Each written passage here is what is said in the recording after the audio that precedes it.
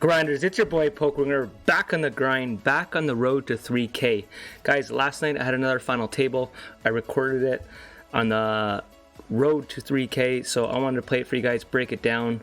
Let's press play, see how it goes. Hope everyone's having a good day. I got my morning coffee. It is early today. The clocks went back an hour here in Canada, Ontario.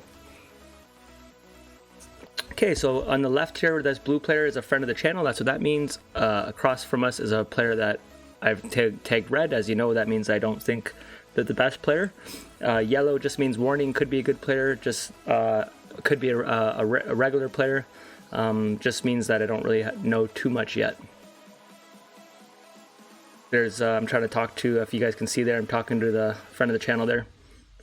He's saying, hello YouTube, hello to you, sir. Pocket sevens, we raised under the gun. As you can see, we're about to get our third chest.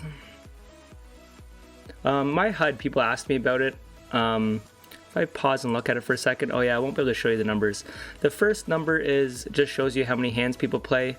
I use a very basic one. Some people have a lot of stats, and you don't really need it for Grand Tour, but if you have it, it's just like an extra tool, but it's definitely not a must. But the first one shows you how many hands people play. I have a setting that shows me how many times they raise pre-flop, how many times they 3-bet, how many times they c-bet, how many times they fold to c-bet, and then how many hands I've played against them. So it's a very basic HUD.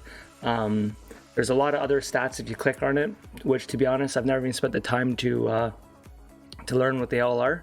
I'm probably losing some equity. This guy, I can't wait to see myself on YouTube. Well, sir, you're going to be on YouTube in about 1 hour after I record and make this. Okay, we got our first all in here.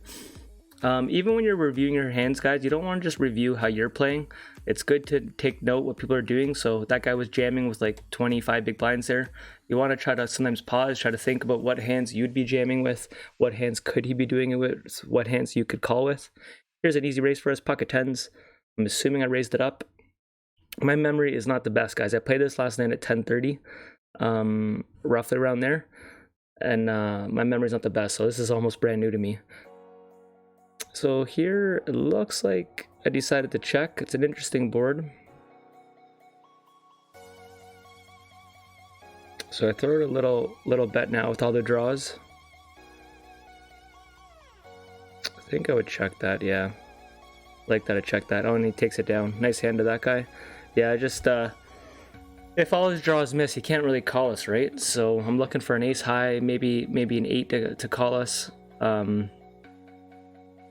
I actually like to check back there, so a lot of times when I review these, I don't like the way I played, but so far hasn't been nothing crazy.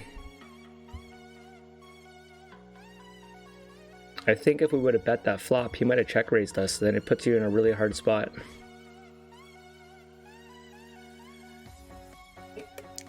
Guys, I appreciate all the comments, man, and everyone's been liking this series, so I really appreciate it. Feel free, you guys who are actually grinding on PokerStars, you guys can copy my image there if you can and start using it on the tables. When I used to watch Grips Poker back in the day, we all used to use his thing, and then it spreads the love. I want to grow this channel, so if you guys are playing PokerStars in your Grand Tour, if you know how to like copy my Pokerwinger, feel free to use that as your I don't know, your poker picture, and you can do it on any website, or sorry, any poker site. Help your brother grow here. Also, hit that like button, guys. We get a lot of views, but not many likes. Okay, so there I could have 3-bet. I decided not to. Playing a little. I think if it wasn't a final table, I would have. So that means I probably should be 3-betting there, and I'm playing a little softer than I usually would. But his range there under the gun is pretty strong, so obviously that's a good turn card for us. So a jam there. So if you pause and look for a second, I should have. You got to think before we saw his hand, what hands could he be jamming with? So a lot of overpairs will be scared and they'll jam. Obviously flush draws, ace king could jam on that flop. Sometimes weaker pocket pairs, obviously the odd time you could have a 6. Some other 10s, but a lot of times I think it's going to be 2 overcards and a flush draw, or an overpair. So we were lucky that it was a flush draw and that he missed. So yeah, look, right away I make a note that he's crazy. My crazy just means aggressive. I really should change the names on some of those notes. I made those notes like, well, I don't know, 1 or 2 years ago, and I've never changed them what they mean, but that just means aggressive. So everyone's still in it so far. Okay, we got an all in. Obviously I can't do nothing here. If this guy beside us wasn't 20 big blinds beside us, it'd be interesting with our chip lead there. So your chip, how many chips you have, obviously you're allowed to open up how much risk you can take, because you want to go after those bounties, right? Okay, I'm showing we have ace king suited here. I'm rubbing them to wish them luck, and we get an all in, guys. So when they raise under the gun, just jam all in. It's like almost always pocket pairs. And there it is, pocket eights. Can we get there? We get the ace, and we hold. So we get a bounty. What do we get, guys? $43. So as if you watch the rest of the series, we start off with getting really bad bounties. We're starting to pick up a little bit. Anytime you're around that $30, $60 range, that's pretty darn good. Okay, we're going after this bounty here. I jammed over both of them because you'd never want to fold in that spot. Can we get there? And we get there. Aggressive, aggressive, aggressive. We get the blue balls. But it is $13, and now we have a big chip lead of a friend of the channel there. Sir, I would read your name, but I can't read that name. I'm not even going to try. So here I don't need to chase the bounty as much because we're already heads up. So if there was one other person in this game right now, if he went all in, I would never fold 9-7 here. He says, promise me something. Oh, I remember this. I don't think I got a chance to respond.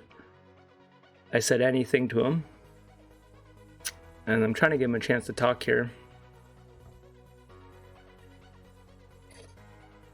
I think I just jammed with Queen Jack. So our bounty on our head is already $137. If you hit a 6,000 multiplier for me, send me something.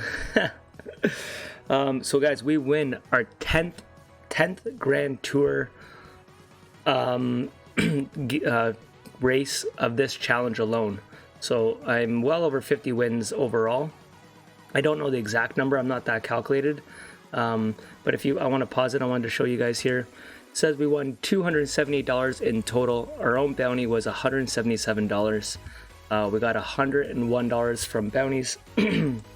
Why I'm pausing this and showing this, I want to show you the new bankroll, guys. I think I showed it here. I'm going to pause and look at it. We're at 1759, so we're over the halfway mark, guys, from road to 3K. Doesn't mean we won't dip below the halfway mark because, you know, buy-ins, variants, and all that. But it's nice to be past that. We only started this on October 24th, and today is November 1st. Hope you guys are liking the challenge. Let me know in the comments what you thought about the final table, and I'll see you guys in the next video. Peace out. I'm going to close this. You guys have yourself a good Sunday. Peace.